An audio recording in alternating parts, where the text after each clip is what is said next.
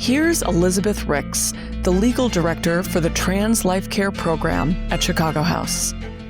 Everyone's sort of adjusted to using electronic mediums, but the fact that these restrictions are happening under the guise of national security is really scary. All the anti-trans laws are terrifying for trans sex workers because most sex workers have other identities, right? So any law that's impacting communities that are present in the sex work community are scary. The internet stuff is really making people real nervous because it's starting to feel like SESTA-FOSTA was just an opening act for increasing the restrictive use of the internet. Welcome back to Let Us Survive, an oral history of sex worker organizing before and after FOSTA-SESTA. We're your hosts, Tina Horn and Mickey Maude. We're sex workers and media makers.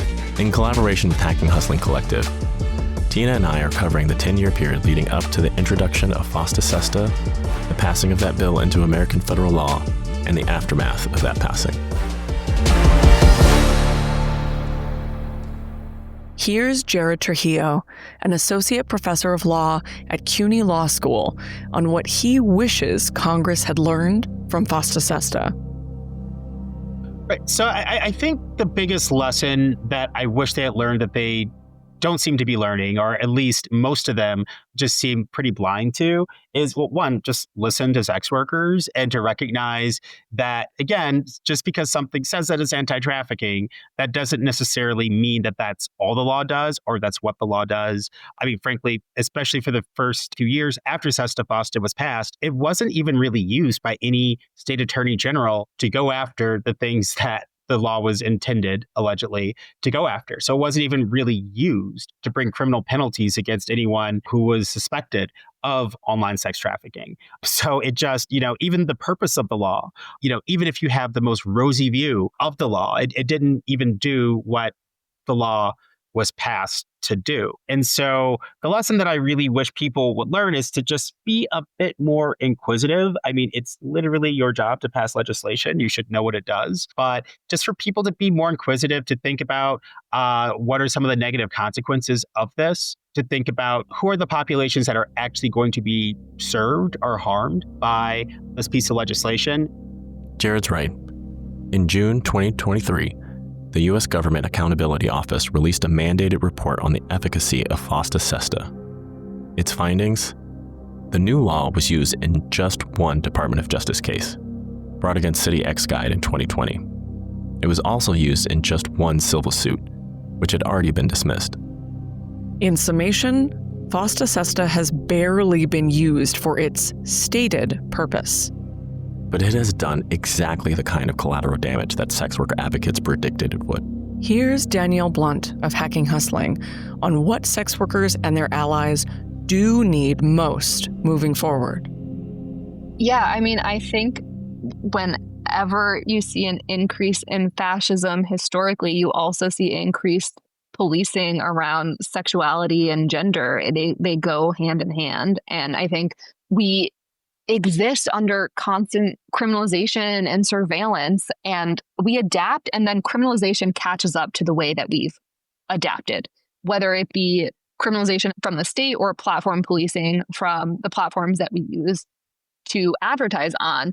Whatever we're doing to adapt and make sure that we can work, make sure that we can hustle, make sure that our people are safe, eventually tech or the police will catch up. And then it continues this cycle. This is something that I've been thinking a lot about in the criminalization, the increased criminalization of bodily autonomy that we've been seeing over the last 5 or so years, is that our movements are so inextricably intertwined. We can't be talking about sex worker rights without talking about trans rights. We can't be talking about reproductive rights without talking about sex worker rights. They are so intertwined. And what I really want to see is more cross-movement solidarity building and having these conversations together, having these conversations cross-movement, because our experiences are so similar. And I think that sometimes we organize in these silos that are very counterproductive to movement work.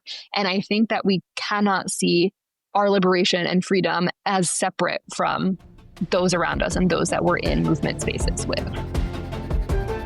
Sex workers have been dealing with what we might call the FOSTA effect for over 5 years. But if there's one shining ray of hope from what we've been through, it's that many different justice movements, racial justice, reproductive justice, queer justice, and more, can find solidarity and get free together. All that and more is coming up on the fourth and final episode of Let Us Survive. Episode 4, The FOSTA Effect. So, what is the FOSTA effect? Many people we spoke with agreed it has a lot to do with surveillance. When we talk about surveillance technology, we're talking about cameras in train stations and street corners, yes. And we're also talking about social media, about cell phone text messages, about the increased ways that anything you do and say online can and will be used against you. Here's Marla Cruz on the role of surveillance and criminalization and the methods she has seen as both reproductive justice activist and outspoken sex worker. Criminalization requires a surveillance state to go hand in hand with the police state. These are totally inextricable. So just like I saw when I was clinic escorting, how the anti-choice protesters would film and take photos of people going in and out of the clinic, take photos of their cars and their license plates as a form of intimidation, that surveillance is part of what I think of as disciplinary violence. It's meant to control you. It's meant to change your behavior. It's meant to make your behavior more predictable. You know, I am face in on my escort ads. I blur my face. I don't show my face except for in person to clients. And the whole reason I'm face in, why I don't show my face on my escort ads, is because of this kind of surveillance that we see with anti-sex work laws. You know, people think that the risks in prostitution are all about sexual violence, but they're often more mundane. You know, I am in a committed relationship, and with my partner, I've had to have some very difficult conversations about how I might not be able to cross certain borders. You know, we can't make a trip to Canada because I'm scared of crossing in and out of that border, because even though I'm face in as an escort, you know, I'm face out as a sex worker advocate. You know, part of why I got into advocacy is because I felt like I had nothing to lose. And with the surveillance state, you realize that there are risks that you could not have anticipated with this rapid expansion of technology and technological surveillance of sex workers. When I, you know, was first starting off on Twitter complaining about my working club conditions, I posted pictures of my face, not even thinking about how my face could be run through facial recognition software and I could be stopped in an airport and detained at the border somewhere. And that was something that I didn't anticipate having to think about. M of the Adult Performer Advocacy Committee shares so many of these everyday public-private anxieties, from border crossing to shadow banning, from banks to housing. As time has gone on, there has been so many developments in facial recognition technology. I think that's really concerning, especially as I'm a dual citizen, so I worry about crossing borders if I want to go home. That is a concern, especially with how I think right now there are ways to opt out. I'm very concerned about surveillance because that has become so streamlined, so easy for cameras to be everywhere. Like, so many ways of being surveilled are being more and more automated that I worry about if that will, again, reinforce this pipeline of incarcerating people because they are recognizable by a machine. I think that is a big concern. Doxing is a concern in some ways because of the civilian work I do now, but I disclose like the context of myself, and anxiety, I think, really captures like the felt sense of that, just uneasiness an inability to be unguarded, having to be on guard constantly. Yeah, I would say the facial technology, the shadow banning. I mean, I feel like this is so shitty to say. I feel like I've adjusted to the stress of shadow banning, even though that's so shit. It's so shit. I just have to accept that like my quote unquote growth on platforms is forever going to be stifled by shadow banning because of FOSTA-SESTA. I always worry about banking. I always have to be like double, triple check, like, where is my money at? Because you never know what banking institution will just choose to discriminate for who knows what. And I think associated with that, financial insecurity is so real because you need to have proof of income to be able to have a home. Not even aspire to buy. Like, I live in fucking California. I'm not going to fucking buy a property here. Let's be real. But just like even renting, having a room, being a housed individual, there's stress around that, especially being a sex worker and knowing where my money comes from. So there's a lot of anxieties around that. That's a lot of concerns, a lot of fears and anger around the ramifications of FOSTA-SESTA. Jared agrees that the legacy of FOSTA-SESTA demonstrates how lawmakers chip away at online speech through fear-mongering. So I think the biggest thing that a lot of other justice movements should learn from sex workers is to be really suspicious of the idea that there is benevolent surveillance. A lot of what these laws are, at least how they're sold to people and how they get some queer groups, some gender justice groups, and some other folks to really buy into them, is this idea of, we are trying to help you. And this is a very real thing. I know that online hate speech is, frankly, because of a lot of my work on sex work, I've been attacked quite a bit. And, like the effect of hate speech online is very real. And I don't want to say that it isn't. It is very real. It impacts people in real, tangible ways. The idea of being doxxed, all of that. That it has real consequences for people. However, at the same time, I think that people need to be really suspicious when the government says, we have some benevolent surveillance and it's going to actually help you. It's going to help the most marginalized members of your community. It's going to help, frankly, some of the people that are some of the more privileged members of your communities, because as we've seen with FOSTA, that benevolent surveillance really wasn't all that benevolent.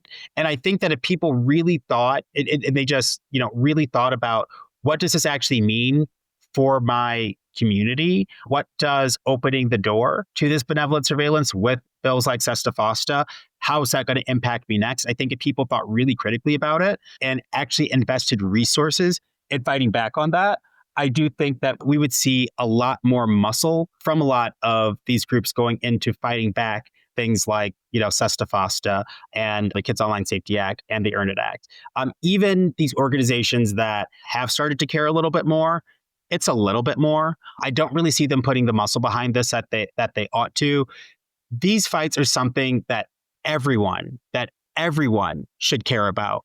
Everyone who uses the internet, which is everyone, everyone should care about this. And I still don't see this being the sexiest issue for people outside of this niche group. And that's a problem.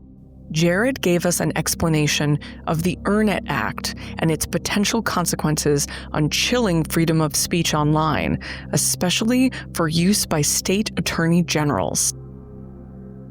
One of the biggest problems of the Earn It Act, especially as it was initially written, is that it would give state attorneys general this backdoor to encryption, this backdoor to encrypted conversations, enabling them to decipher what some of our most protected conversations are supposed to look like. And that is incredibly dangerous, because this idea that they would only use this backdoor to weed out the bad people, to weed out the traffickers, which, by the way, a lot of sex workers are oftentimes criminalized as if they were traffickers simply for living or working together. The idea that these attorneys general would only use it to go after the people that are scary to us and not use it for anything else is just preposterous. If you create a tool for people, if you create this mass surveillance tool for people to use, they are going to use it. And so it's wild that even after SESTA FOSTA, people, which really opened the door for doing all this sort of work, it's wild that after that, people are like, yes, I want more of that. And so I think that, whether it be the Earn It Act or COSA or anything like that, I think that's really the biggest issue, is that beyond just the sex worker rights movement, which is, again, why I think that everyone ought to care about this, the idea that, that these laws are only going to have very limited use, and trust the AGs of Texas and of Georgia and of Connecticut and of Illinois and of New York and of all these other states, that all 50 AGs for time immemorial are going to, ad infinitum, that all these AGs are only going to use this law the exact way that people wanted it to be used, and it's going to have no negative consequences, and it's not going to have a chilling effect, I just think is laughable, and it's just so intellectually disingenuous. On June 24th, 2022, in Dobbs versus Jackson Women's Health Organization, the United States Supreme Court ruled that Americans do not have a constitutional right to an abortion. This decision overruled Roe v. Wade and gave states the ability to regulate and ban abortions. It was a devastating turning point for reproductive rights, healthcare, and the struggle for bodily autonomy. Here's Jared on the deja vu that sex workers felt right away. While there has been, especially with the overturning of Roe v. Wade, I do think that, and frankly, with some of the really harmful ways that prosecutors have been using people's online communications in order to criminalize abortion choices, while I do think that there is more of a community that recognizes that, hey, there are some parallels, I don't think that this is as big of an issue as it ought to be for a lot of people. I do realize that this world is still pretty niche, and it really shouldn't be. When we asked Lakeisha Harris of Chicago Volunteer Doulas what she would say to reproductive justice advocates who don't think they're fighting the same fight as sex workers, she had a pretty clear answer. Child, there ain't no damn high ground. There's no high ground when the water comes rushing in. That's one thing we know in New Orleans. There is no high ground. And when the water comes rushing in, it is going to affect everyone. It will touch everyone. Meaning when these laws come in, it will gradually affect you. If it doesn't touch you now, it will touch you. You aren't no higher. You ain't no higher than anybody else. So you think, and we can see that right now, right?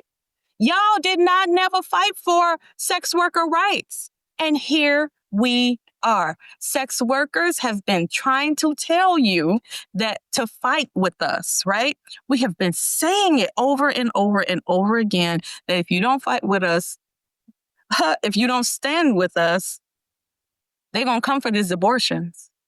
And here we are 50 years later. 50 years later. And Roe is overturned. You have created a web of lies and deceit that you thought would secure your own behinds. And you thought you had a moral high ground, but when the water has come in, it is now touching you. And sex workers told you. So what does reproductive justice have to do with sex worker justice? What does the Dobbs decision have to do with FOSTA-SESTA? Well, a lot of it comes down to the political issue of bodily autonomy. Who gets to decide what you use your body for? Who controls systems of access, of resources, of education, of civil rights? Sex workers have been aware for a long time of the ways technology is used to police and surveil behavior, in ways abortion access providers are just starting to realize. Here's Desiree Collins of the Colorado Entertainer Coalition with some sobering advice from the sex worker justice movement for the reproductive justice movement. We already knew that the world kind of hates us. They love us and they hate us. They love the idea of us, but they also don't want us to exist. And in that sense, I think the letdown of SESTA FOSTA, and I think that for a lot of women's rights movements, a big criticism has been that it's not as intersectional as it could be. At least what you hear the most of is coming from this middle-class white lens. And so I think the Dobbs decision really shocked people to no end, because there was a fear because of all the last few years of things going on, but it was like, no, they couldn't. That was kind of the attitude that I was hearing. And then it happened, and they're like, what do we do? What do we do? And so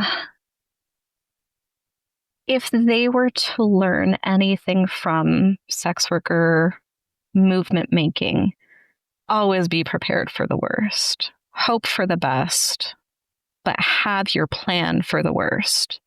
And I think that is how we survived in a lot of ways. For those of us who did, is there were old pros who were like, this is how it used to be back before the internet. There was some kind of sense of, okay, if this happens, this is what we need to do. If this, then this. If that, then that. And I think if other movements, and especially like reproductive rights movements, God, that it feels so icky to say. It feels so icky to say like, expect bad things to happen. But I think that is the biggest biggest difference in those two worlds, is we were just like, yep, no one's going to listen to us. So what do we do now? Here's Chibundo Ogwatu of HIPS in DC on how the reproductive justice movement and the sex worker justice movement were never all that different to begin with. The fact that we're seen as strange bedfellows at one time is what's strange. And things are starting to make more sense. Maybe the logical connections one would see that were never actual for reasons that no one quite know, right, are becoming actual. And that's fabulous. So yeah, the repro movement can learn is how to organize as criminalized people. When you have a criminalized body, when your practices are literally criminalized, how do you organize as a criminalized person? You maybe haven't been used to being a criminal before. So you can have a lot to learn from criminals, because a lot of us are still getting shit done. Other things that they can learn from sex workers is like how to, I guess, work together under unideal circumstances too, where I think a lot of sex workers have had to, like, in the movement, especially since like, the 80s, I would say, maybe in the 70s, kind of like hold hands with folks who, don't really care about you. Make some concessions about like something for the moment, right? So like in this repro moment right now, like, this moment where repro is really, really under attack in a serious, serious way. Who are your allies here? And they don't have to be for all time, just for now. What are like maybe some systems you might have thought of? You might have assumed some things were below you, or some people were below you, or some engagements were below you. Like, that's just what it is to be a person who's not at the very, very bottom of society. And of course, not all sex workers are at the very bottom of society. Like, SESTA FOSTA has made some sex workers who thought they were on a certain echelon, who got knocked down a few pegs, have to do things and organize in ways that might have felt below them or just not their reality. And it's become your reality now. So, being really scrappy, maybe also organizing without funding, finding new funding sources, like having a space where funders can't define your intervention, because a lot of the funders that you might have been working with, or a lot of the groups you may have been working with the past, are in some collusion with the carceral state. That's my big answer. It's just not only how to like organize as a criminal, but how to organize with other criminals. Because that's what you're going to be now. Like, that's what you are. Welcome to the crew. The chain gang. Hey, what's up? Remember way back in episode 1 when Chibundu referred to FOSTA-SESTA as, quote, the Digital Man Act? Well, here's Melissa Giroux-Grant, author of Playing the Whore, The Work of Sex Work, on the relationship between the Mann Act of 1910 in policing sex work and policing reproductive rights. Big picture, anti-choice activists are trying to use the Mann Act as the basis for what they call abortion trafficking bans. They want to create laws that would criminalize travel from one state to another for the purpose of getting an abortion. Much like around sex trafficking, there was a lot of panicked stories in the mainstream press about children being sold into sexual slavery. You can tell by the tag white slavery that there is a racial component of this that's way up front. And if you go back and you look at some of those stories and also some of the things people like Clifford Rowe were saying about what white slavery was it was white girls, like innocent white girls, sometimes coded even as like country girls coming to the city, innocents, who are being preyed upon by pimps and slavers. Ludicrously, these pimps and slavers are often Black, immigrants, and Jews. The kind of like blood libel revival that's going on in QAnon of like Democrats are eating babies, they're a secret cabal that runs the world. That is operating underneath this like white slavery panic as well. I don't think it's a coincidence that it blows up at a time of increased immigration of Eastern European Jewish people to the United States, and also in the like immediate afterlife of enslavement and political attempts to suppress any kind of Black freedom. And some were even really like open about this, you know, like saying like, well, white slavery is worse than that slavery because that slavery just stole your labor, but like, white slavery steals your soul. It is like a white people rehabilitation project after slavery. Just like bizarre, but like that is, I would argue, part of the function of the white slavery panic. So, okay, that law gets passed. It's on the books, it's still on the books. Various pieces of it have been made less objectionable over the course of court decisions that have hacked away on it. It would be like very politically unpalatable right now for somebody to bring a Mann Act prosecution. It's just like, why would you do that? Also, you have all these new sex trafficking laws. So like, why would you use that? But the people who are paying attention to the Mann Act are anti-abortion groups, and some of the most radical ones. In Texas now, we're starting to see efforts to revive the Mann Act, to go after people who are, the language of the Mann Act was to transport somebody across state lines for immoral purposes. And so now they are trying to revive that to prohibit people from traveling for abortion. And it's in tandem with their attempts also to revive the Comstock Act, which made it a crime. And unfortunately, this is still on the books, still a crime to mail anything that can be used to cause an abortion. It's like a sick, sad joke to be like, these old laws that I only know about because of sex work are now like on the minds of the anti-abortion Christian right. And this idea of like the facilitator, right? That like it's not just like you're doing sex work and like you could be criminalized for it. It's also all the people around you, people who kept you safe, people who exchanged money with you for rent, people who helped you advertise. It's like a very parallel logic with abortion. It's like the person who drove you and maybe the person who let you stay at their house to recover after, like anybody who like facilitates, like that language should be ringing loud bells for sex workers. Like they're reviving the same kind of language. And one of the reasons they're able to do that is like if you wind back the clock to like the 1890s, they were all thought of as criminal in the same way. There was like a unity of criminalization, if you want to put it that way, around contraception, abortion, prostitution, gender nonconformity. Like these were all in the same mental bucket for anti-vice campaigners. Pornography, of course. But what's happened in the intervening century is like we've started to think of these things as separate. And it's clear from this effort to push abortion trafficking that for the right, like they're not separate. They still think of these as the same. Here's Blunt again on the trainings she and Daley Barnett of the Electronic Frontier Foundation have been giving to the abortion access movement. What can they learn from sex worker organizing? What can you learn from sex worker organizing? What can you learn from people who have been organizing in criminalized communities and criminalized economies and criminalized spaces for years. Daly's been doing a bunch of amazing digital security trainings and talking about, steganography and like how we can like hide messages in plain sight. We talk about how we're adapting to these ever shifting algorithms of platform policing and shadow banning, and like how can we organize, how can we share information in this environment where everything that we're trying to share is repressed. And I think that we're seeing this with the protests against the genocide in Gaza that are happening right now too, where people are seeing their content being repressed. These movements are so related, and especially because the way that we're being repressed is so related, whether it be from the state or the platforms that are doing the repression.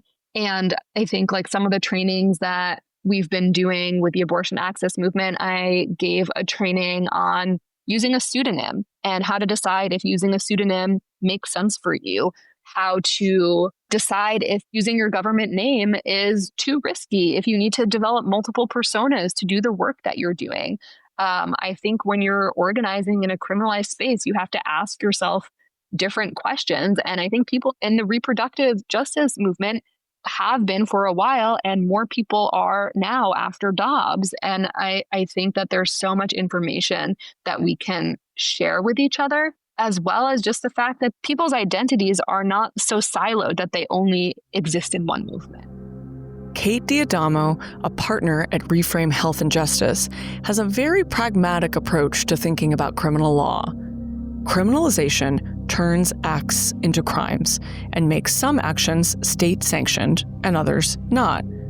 So if there's a change in the law that affects your job or your health care or your access to a human right, it's beyond time to unlearn what criminalization means to you.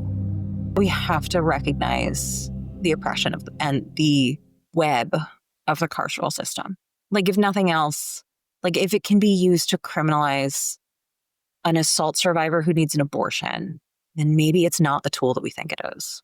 And maybe giving it more strength is not something we should be gearing towards and leaning into. And I think that is a thing I'm hoping gets taken from this moment. I am not in community with plenty of people that I do not want to cause harm to. You don't have to understand anything. And it's true. Like, I hear this all the time where people are like, I don't understand trans. I'm like, what do you need to understand? There's nothing to get if you don't want to get anything. It's a question of, do you want to be part of hurting people? And if we don't have that shared value, you're not worth my conversation. But if we can at least acknowledge, like, no one has to be in community with anyone. But you just have to you don't have to be in community with someone to actually believe in their human dignity. Melissa says she was shocked by all the pro-abortion activists posting online about their newly criminalized activity after the Dobbs decision. It's so bizarre that like this would even be treated as like separate realities of your life. Like, I guarantee you, if somebody is charged for their miscarriage and they go through their phone, which the cops will do, we know they'll do that, and find out that they were also a sex worker, that is going to be part of the story. That's going to be part of like the reason they would go after that person. In the same way that they go after pregnant people who use drugs and have miscarriages, even if the drugs had nothing to do with anything. It's like, well, you're a criminal already, so. Kate agrees that criminalizing the sex trade is connected to criminalizing pregnancy and abortion and drug use and so much more. The main connection is that those in political power test out strategies on the most marginalized in society. I think the biggest thing that I constantly try to convey is that none of this is new. No one has to reinvent the wheel. And I say that specifically because when you look at the bills, when you look at reproductive justice, criminalization of reproductive justice, the tactics aren't new. And it's actually really predictable because they're not taking untested strategies when it comes to abortion legislation. It's too serious and it's too hard, frankly. Like, abortion is a very well-funded, their comms are fucking in line. They are the public conversation around abortion is pretty settled, honestly. they're not going to take an untested strategy into that. And so by the time they make it to reproductive justice, they've been testing these bills. They've been testing what courts, they've been testing criminalization strategies on other populations. And so nothing is new by the time it gets to reproductive justice. And reproductive justice is so much bigger than abortion. By the time they get to abortion, they've already been testing it in other areas of reproductive justice. They've already been doing that. When you talk about criminalization of pregnancy, I mean, they've been criminalizing pregnant people that use substances forever. They've been criminalizing sex workers who are pregnant for years. If you look at Bell versus Buck, one of the pieces of evidence used against her that she was reproducing and did not meet a legal standard to reproduce was the fact that she'd been arrested for prostitution. And so when we talk about the criminalization of pregnancy, by the time we criminalize abortion, they've been criminalizing pregnancy all throughout in plenty of ways. And so responding to criminalization is not something that reproductive justice, and specifically abortion access, folks, because reproductive justice has been dealing with the child welfare system for decades. But abortion access, folks, by the time it gets there, it's been tested for a long time. We are the upstream. And actually paying attention to the ways that people are criminalized for connecting and for staying resourced, that is not different. And so learning about what's happening, anticipating what the tactics are going to be is easy if you look at people who are more marginalized. And then moving forward, I think recognizing the ways that we respond to abortion or the ways that we have responded to criminalization are replicable. And also they're going to mean that folks who are criminalized are in community with other folks that are criminalized. Whenever I talk about criminalization, I always start from a place of criminalization is the process of turning an action into something that gets state sanction. It is turning an action into a crime. That's it. And maybe some of those things we want to remain crimes. Maybe some of those things we don't. But criminalization is just about what happens when you turn an act into a crime. And that means that everyone who's criminalized has to respond in similar ways. And so that's why it also means that criminalized people include sex workers, they include drug sellers, they include people who commit sexual assault, they include people who engage in arms trading. But the tactics to avoid criminalization are actually similar for all of those spaces. And that's uncomfortable for people who've never thought about criminalization before. But it's true. And so being in community with criminalized people is something that they're going to have to deal with. And they can pick and choose what kind of criminalized people they can pick, but it means that having a relationship to understanding the process of criminalization as not a values-based, well, it is values-based, just not in the way that they think it is. Learn from the places that have been criminalized. And while you do that, recognize that this movement is going to have to really have a serious conversation with their relationship to the carceral system overall. You have to unlearn what criminalization means to you. Blunt echoes what Kate and Chibundo have said. These changes in the law reveal the false binary that criminals are bad people, while law-abiding and law-enforcing people are fundamentally good. It is so important to gain a deeper understanding of criminalization and what's at stake. I think that it takes time for people who are newer to living under criminalization to understand that what they were doing last year might require a completely different approach or protocol under criminalization as to what you did when it was not criminalized. And I think that people have been doing this work forever and people are policed differently. Like abortion was not always like evergreen accessible for everyone before Dobbs. And there is no reason to rebuild the wheel. I think it's really important to learn from and build relationships with your sex worker peers, your drug user peers, and your heavily policed and criminalized peers, and learn from the expertise of criminalized communities and elevate that lived experience as incredibly valuable insight. I think lived experience is such valuable insight, and it is something that people need to be paid for their expertise and experience. And it needs to be seen as just as relevant as the people who have the tech degrees, because you can know the most about technology. You can be an amazing coder, whatever. But like, if you don't know how the community you're serving interacts with technology, it doesn't really matter. Blunt also has some tech-based suggestions for the reproductive justice movement going forward.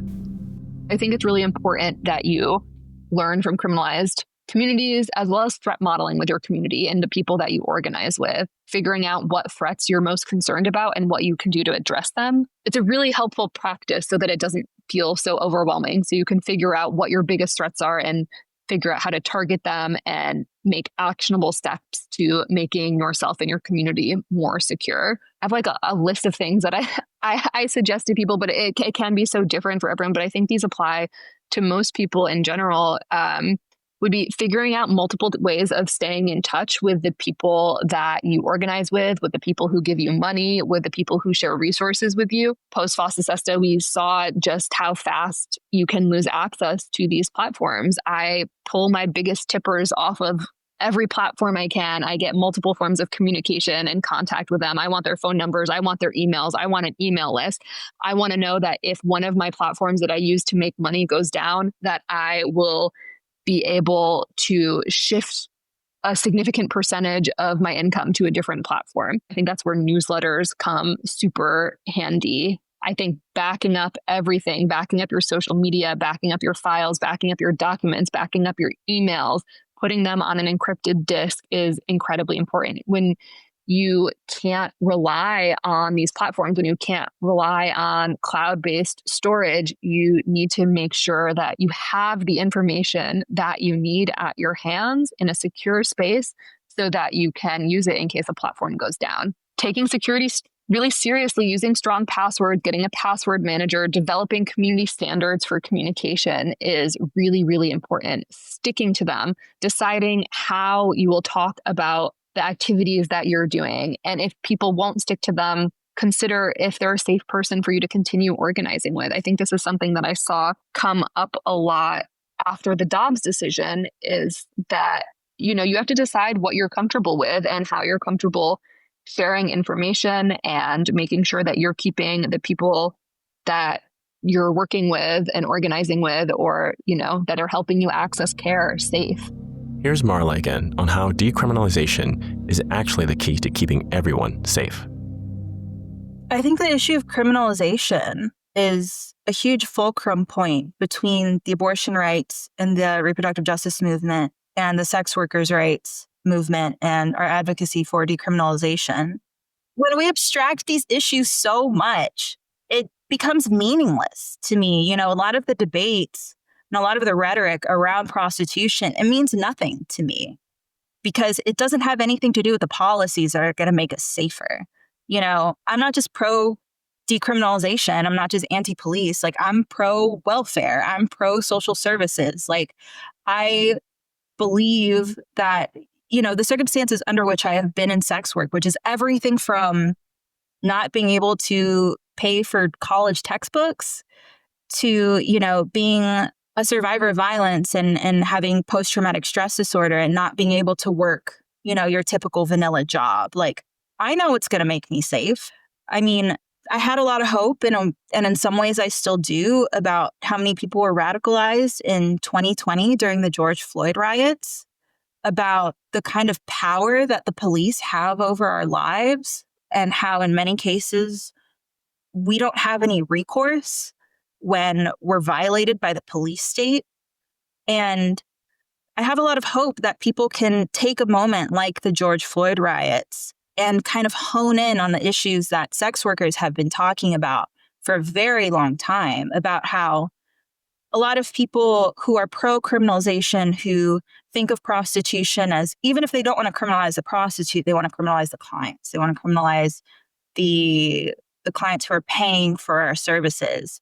What they don't understand is that the police are always going to be a point of violence because that's the role that they serve in our society. They serve the class interests of the capitalists, the property holders, the people with all the wealth. And sex workers have always known that. Sex workers have been on the front lines saying that every time we interact with the police, they coerce us, they violate us, they commit all these acts of violence against us. They cannot be an entry point into welfare services or into exit programs, assuming we even want those. To me, exit programs is just another means-tested welfare program. It's just another public service that should be offered to anyone and everybody who needs it, not just sex workers who have been arrested for prostitution and, who need to quit because now they're under probation. Like, these kinds of social services should not be reserved for people who have had to go through violent experiences with the police. And so I think the criminalization of people seeking and getting abortions and people who help people seek and get abortions, we need to be drawing these parallels with that level of criminalization to the levels of criminalization that sex workers and prostitutes have been facing, since the beginning of the police state here. Like,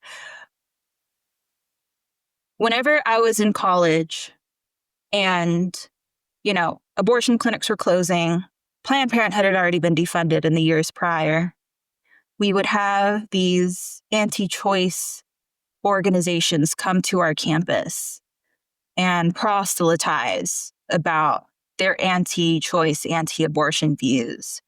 And they would always wrap their arguments in these very esoteric, abstract ideas about life and justice. They didn't want to talk about the police. They didn't want to talk about the fact that when they say that they'll criminalize the abortion doctors, what they actually mean is that they'll surveil the people trying to seek abortions, and that's how they find the abortion doctors. And in fact, they'll charge the abortion seekers with conspiracy and with their own criminal charges if they don't comply with the investigations into abortion doctors. The same thing happens with sex workers and our clients. People want to take prostitution and make it so abstract as to where it doesn't even apply to our lives anymore. I have been in sex work for about a decade now, for my whole adult life. And having to witness, the overturning of Roe v. Wade and to witness these very concrete moments in policy and moments in, Supreme Court cases like Dobbs and instances like FOSTA-SESTA happening and changing the landscape of sex work for all of us here. These aren't abstract concepts. This is not about an argument about whether or not somebody should or shouldn't be paying for sex or whether or not there's any way to make that transaction coercive or not. I know the circumstances under which I'm safe. To me, there's no collapsing the clients who have paid me for sexual services, because the difference between a bad client and a good client is the difference between whether or not I make it home in one piece. It's the difference between whether or not I'm traumatized by an interaction or whether I'm kind of bored with it. And I'm kind of just looking at my watch, waiting for the last 15 minutes to be up so I can go and eat a sandwich. Yes, boredom is the goal. Here's Melissa again on the Comstock laws of the late 1800s, which restricted the sale and shipping of everything from contraceptives to sex toys. So, yeah, like Jules Gill Peterson, the incredible historian of medicine and one of the few people who can speak with any authority about the history of trans kids' existence in the United States.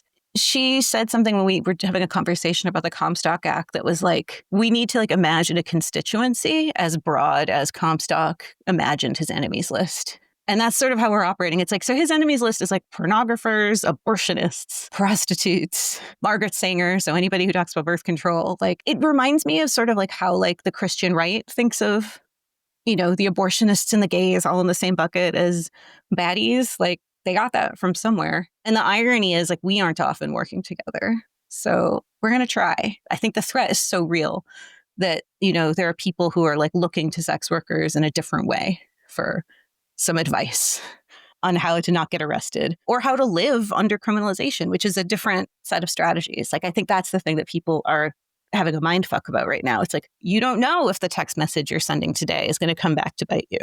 And how do you live with that?